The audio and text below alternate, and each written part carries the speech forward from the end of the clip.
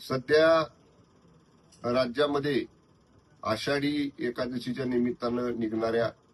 वेगवेगळ्या दिंड्या आणि पालखी सोहळे राज्यामध्ये भक्तिभावाच्या वातावरणामध्ये सुरू आहेत. आपण पर्यटन विभागाच्या माध्यमातून विशेषतः या कालावधीमध्ये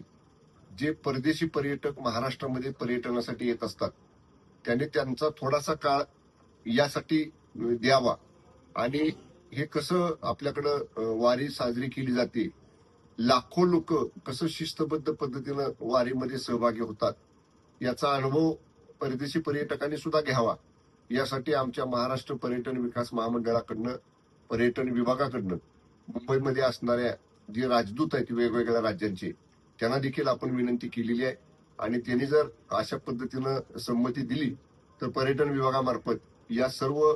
पर्यटी परदेशकांना वारीचा अनुभव घेता येईल यासाठीचं सुद्धा नियोजन आपण या ठिकाणी केलेलं आहे.